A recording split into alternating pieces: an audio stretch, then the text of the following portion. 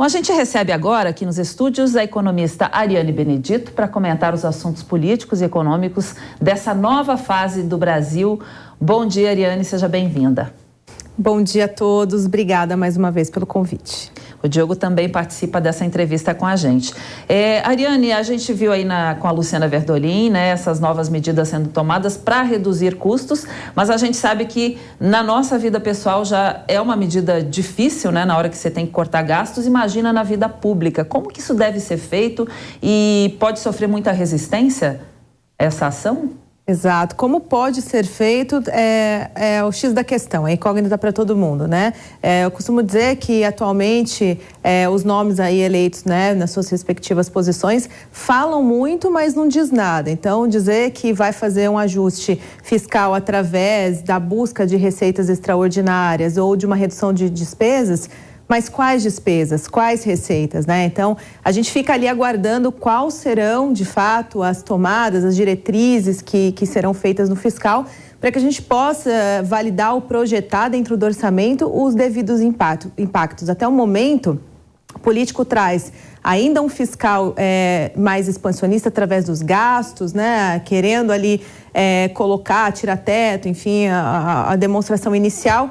Por outro lado, né, como bem trazido já, o setor econômico, né, cobra essa responsabilidade de equilíbrio. Então, de fato, você tem que trazer todas as políticas econômicas para o mesmo sentido. E hoje a gente tem propostas inversamente nesse caminho. Então, você tem uma política expansionista no fiscal, uma política contracionista monetária, um câmbio que precisa também ir em linha com as políticas muito bem alinhadas. A gente já está vendo o dólar se apreciar frente ao real de novo por aversão a risco. Então é um desafio muito grande e o primeiro que vai sentir somos nós. O preço continua aí, né? Uma proposta de desoneração de novo de impostos, né? A inflação ainda é um problema, taxa de juros, ou seja, aperto monetário ainda continua e deve continuar se não tiver propostas que buscam a ancoragem das expectativas. Então a gente deve continuar sentindo agora, principalmente no começo de 2023,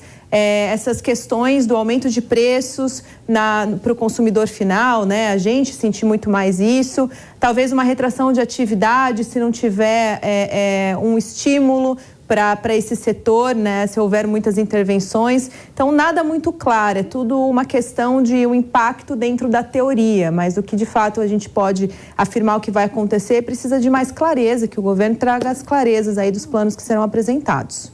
A pergunta agora é de Diogo Schelp. Ariane, se a gente verifica a lista de opções, né, que é uma lista extraoficial, né, obtida ali com jornalistas junto a integrantes da equipe, a gente percebe que uma boa parte, quase a maior parte, quase 50%, metade do que se está pretendendo reduzir nesse déficit é realmente reversão de desoneração, né? Então, a volta de impostos, IPI, PIS, COFINS, também a possibilidade de voltar a aumentar a cobrança do IOF, ainda que não se tenha estabelecido com qual alíquota. Na parte de despesas, né, existe aí a revisão de contratos e programas, né, que está sendo cogitado. E também, aí eu gostaria de lhe pedir uma explicação, até didática, se possível, para nós e para a nossa audiência, que é a questão dos incentivos extraordinários, né, que é um valor, segundo essa lista, bastante alta, de quase 87 bilhões de reais, que é o incentivo extraordinário à redução da litigiosidade no CARF, né, que é o Conselho Administrativo de Recursos Fiscais, e incentivo extraordinário à denúncia espontânea. O que pode ser isso, né? Que tipo de incentivo é esse e como isso pode ajudar na contenção desse déficit?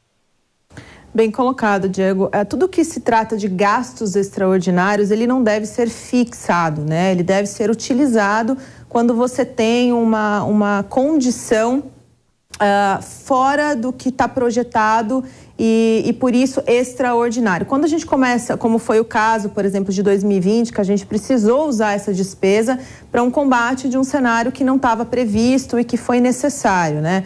Essa conta ela vem crescendo, advindo dos benefícios colocados para trazer a economia por equilíbrio, né? Para ajudar através do governo que desde 2020 a gente tivesse esse incentivo do governo para a estabilização.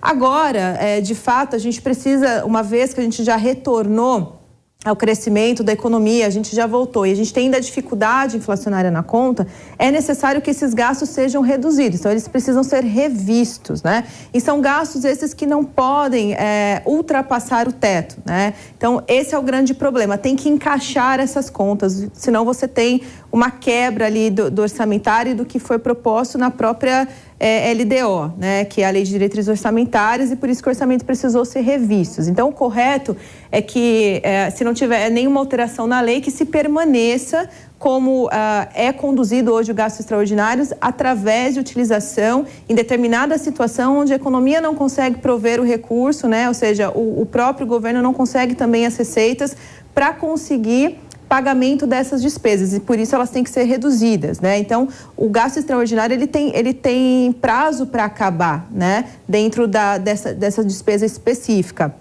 Só que a gente tem um carrego de despesa dentro dessa conta que advém de 2022, 2021 e que agora incorpora esse déficit ali de 223 bilhões até o final, né? É necessário, então, que seja apresentado ou a diminuição ou a retirada do teto, quanto fica para fora, né? Porque senão você tem uma rolagem dessa dívida que também pode ser que não seja constitucional, não esteja na lei, eles vão ter que cumprir com uma troca de nomenclatura dentro desse orçamento. Então, de fato, quando se trata de gastos extraordinários, o desafio é muito maior para encaixar dentro de como o orçamento ele está sendo mantido, né? Que é o desafio desde 2020, quando já começou a ser adicionado os gastos para combate à pandemia, depois 2021 para aumento de auxílio. E agora, o que eles vão fazer? Eles vvão trocar para programas e esses programas vão se enquadrar dentro de uma conta fora do teto, porque tem um limite para ser gasto também com auxílios e programas sociais, os programas vão ficar fora. Então é isso que eles precisam trazer de proposta para a gente entender também se não fica fora da lei. Mas quando se trata de gasto extraordinário, você tem a Lei de Responsabilidade Fiscal que você precisa seguir hoje, que ela tem uma limitação e uma proposta de mudança, que é a famosa flexibilização, né? E nós voltamos a conversar com a economista Ariane Benedito sobre as estatais agora. Ariane, a gente viu aí, Lula tirou 8 estatais dessa lista de privatizações, entre elas estão a Petrobras, os Correios, a EBC, e o mercado reagiu mal a essa notícia, né? Por que essa queda tão grande no valor das estatais após esses anúncios? Primeiramente porque o mercado olha negativamente toda e qualquer intervenção governamental. O mercado, ele preza pelo livre flutuação de preços, né? Então, essa intervenção também visa essa autonomia do governo, ou seja, ter mais poder sobre um possível controle de preços, talvez não diretamente, mas por outras ações ali governamentais dentro dessas empresas que podem conduzir a uma mudança de preços na economia.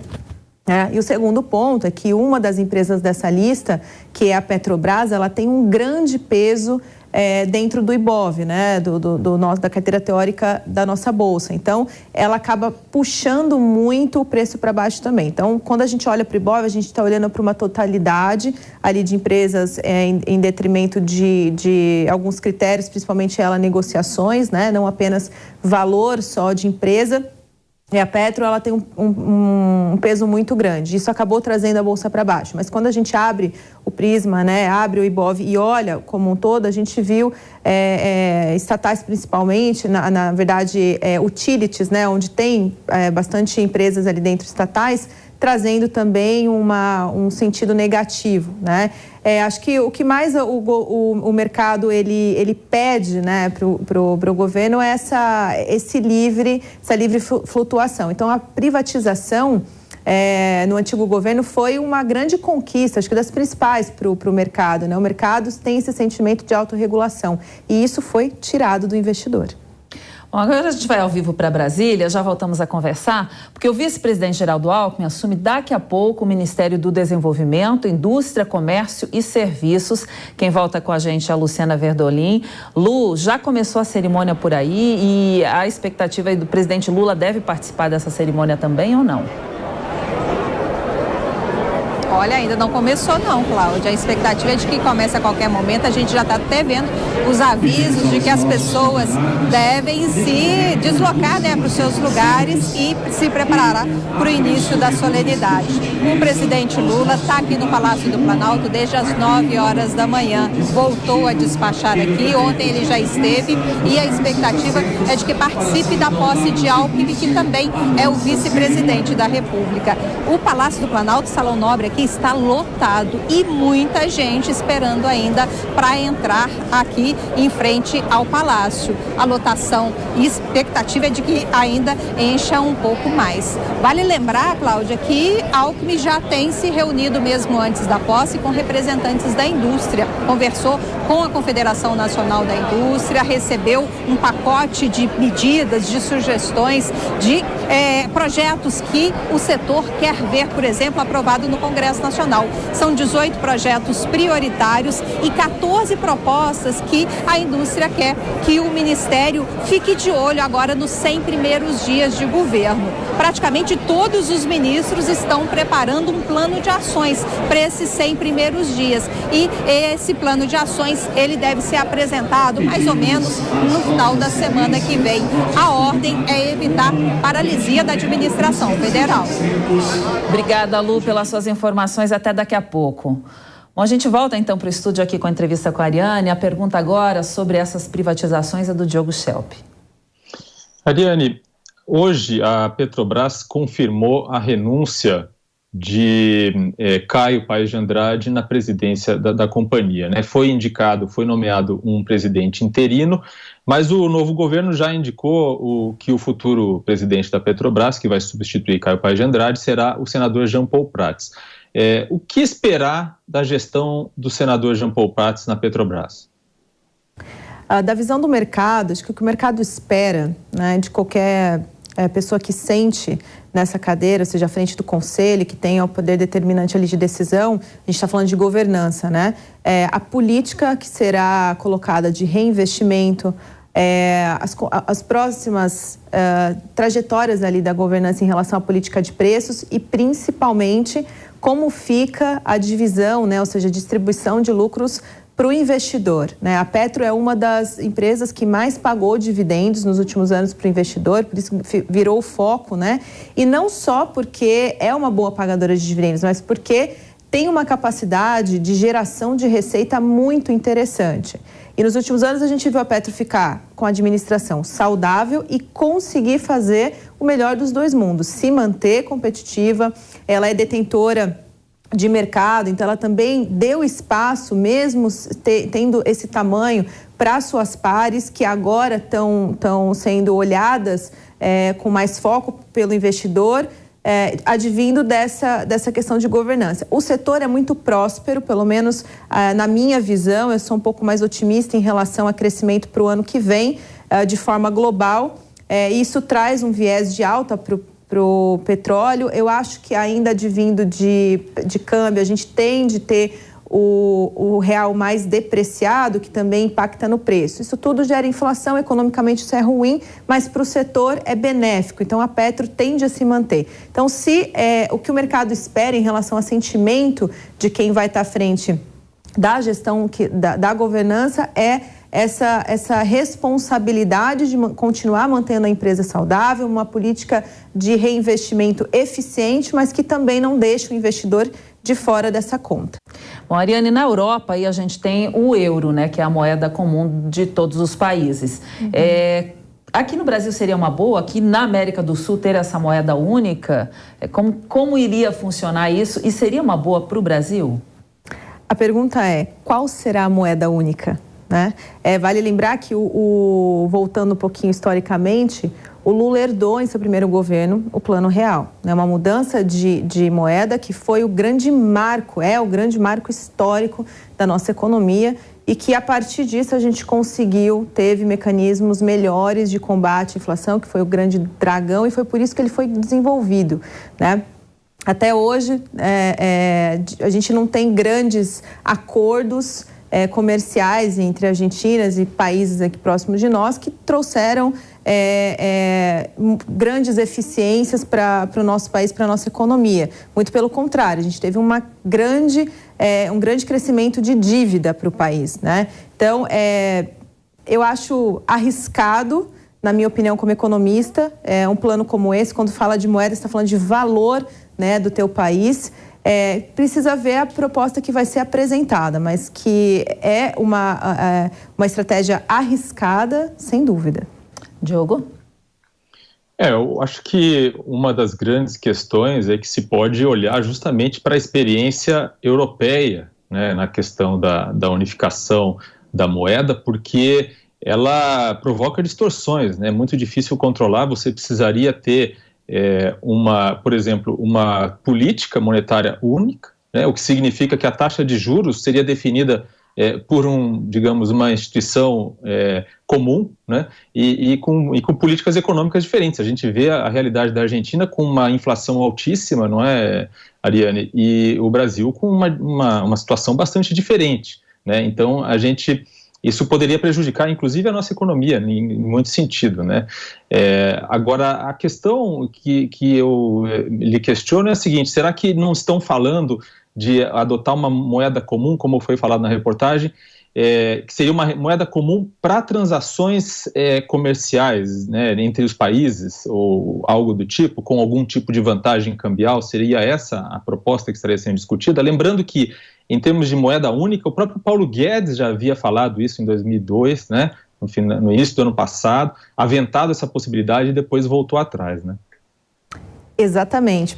Nós temos estudos, né, que divergem muito a filosofia econômica dessa unificação de blocos. Acho que, como bem foi colocado, né, o exemplo da Europa, né, as dificuldades que tem, porque se forma um bloco muito grande e você tem várias ressalvas dentro do ciclo econômico de cada economia, como ela se comporta. Às vezes não é ao mesmo tempo, tem uma aderência diferente. Então, trazer, talvez se for no sentido de acordos comerciais e ser como se fosse há muito tempo usado, uma promissória que você converte para sua moeda, vou usar um termo bem antigo aqui, talvez. Então, reforço, tem que ser muito bem desenhado como serão esses acordos, né? E se realmente vai ser usado só para acordo comercial, e não vamos tratar a moeda única como política monetária, que é uma coisa diferente. Aí a gente já tem que tratar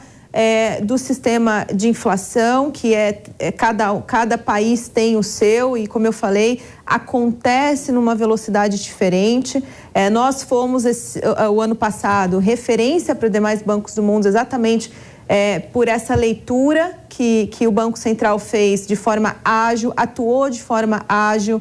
A gente tem uma inflação que também se comporta diferente, que vem quando a gente fala de tratamento de inflação através de política monetária, a gente está falando de economia doméstica. Economia doméstica é o consumo local. A gente sabe que há diferenças de consumos, até mesmo em necessidades básicas, né, em setores básicos da economia. Há essa diferença. Então, a unificação é algo muito arriscado.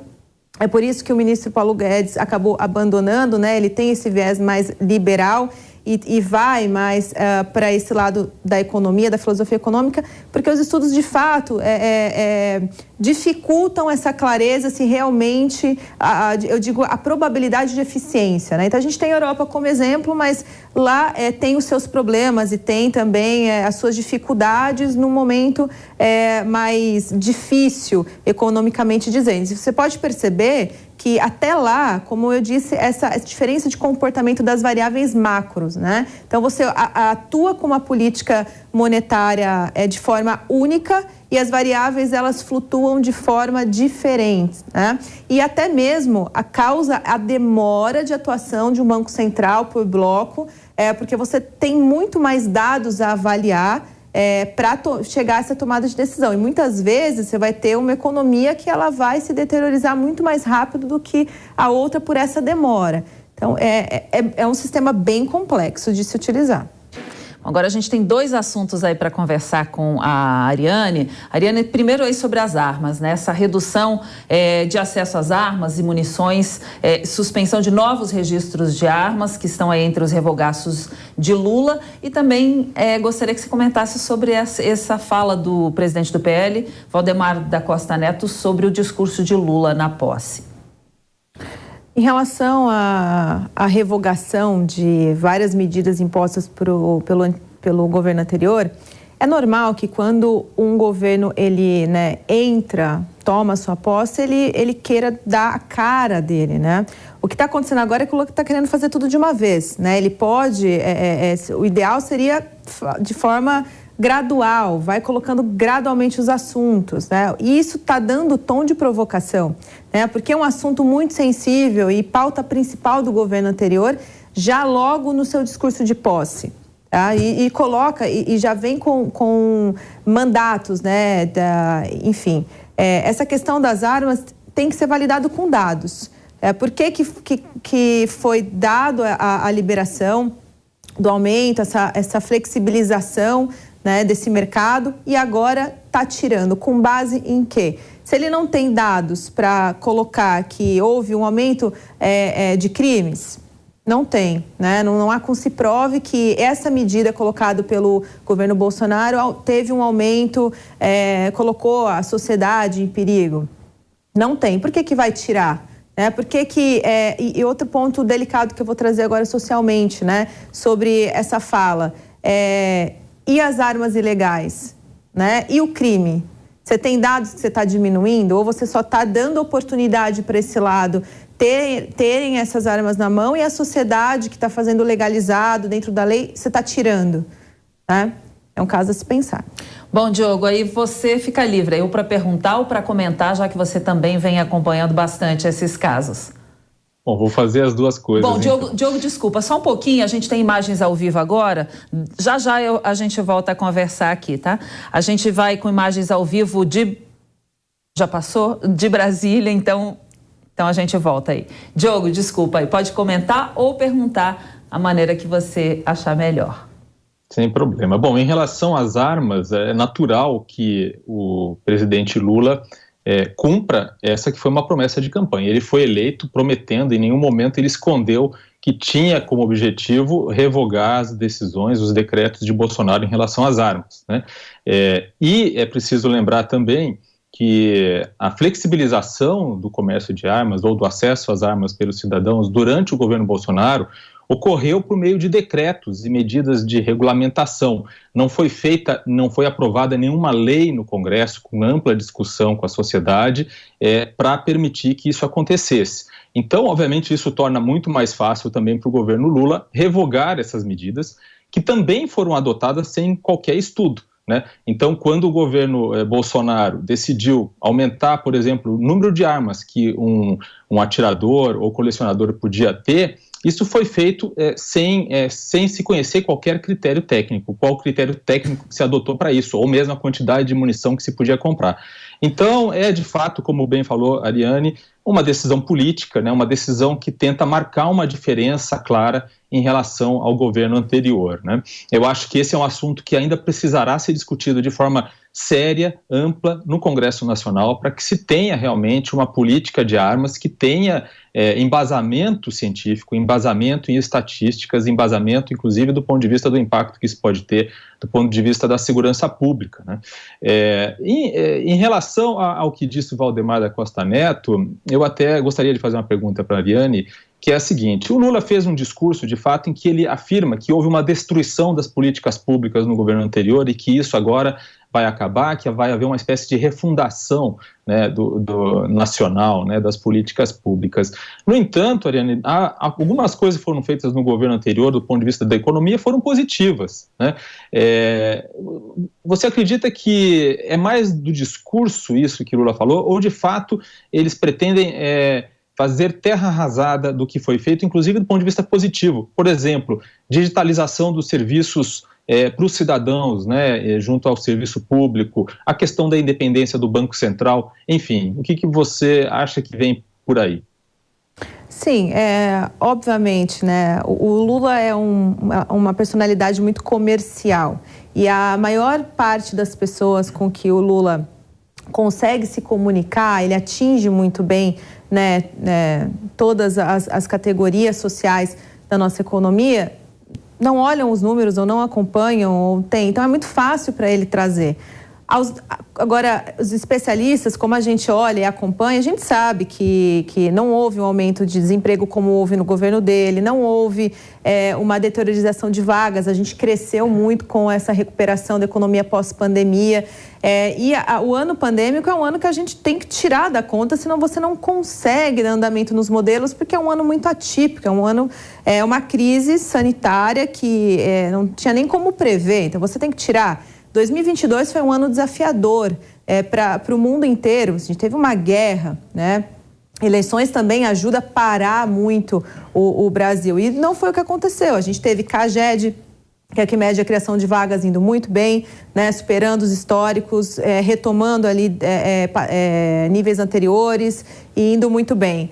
PNAD, a gente está fechando o ano com a PNAD arrefecendo no nível de desemprego, arrefecendo, então, em mercado de trabalho aquecido. E isso advém do nível de atividade que a gente registrou, que superou as expectativas de todos os analistas desde o início do ano, que a gente foi muito criticado em relação a isso. Por que a gente errou tanto? Errou porque a gente teve eventos também que eram imprevisíveis, né? E o mundo todo está apresentando um nível de atividade melhor, né, para fechando ali 2022. Com o Brasil não é diferente. Isso também contamina e cria expectativa para 2023 que seja melhor. Então o Lula, ele está novamente pegando uma esteira de um governo que trouxe variáveis econômicas, que fechou, né, o último ano muito bom.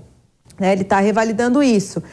Com todos os estímulos dados, como ele mesmo fala, nós vamos estimular com que o mercado de trabalho volte a ficar aquecido. Na verdade, ele está heredando um mercado de trabalho aquecido e com essa demanda que ele está colocando através de gastos e investimentos do governo, um governo mais ativo, é óbvio que vai ter uma demanda maior e, consequentemente, a intenção de suprir essa demanda e vem as empresas ofertando para essa demanda. Então, você também vai ter crescimento, né? Como eu falei no início aqui, eu tenho uma expectativa mais positiva para crescimento do Brasil, assim como o mundo também, olhando para os níveis aí sendo colocado. Mas isso tem E quando a gente fala de mercado de trabalho, a gente tem que lembrar de falar que não está dizendo que as famílias estão vivendo melhor, né? A gente está tendo uma deteriorização de renda, que é através da inflação. Você cresce, mercado de trabalho aquecido, mas, do outro lado, você tem está corroendo o poder de compra das famílias. Então, você tem uma equação de soma zero, né? Você não está tirando a população do mesmo lugar. Esse é o grande desafio do governo que vem por aí.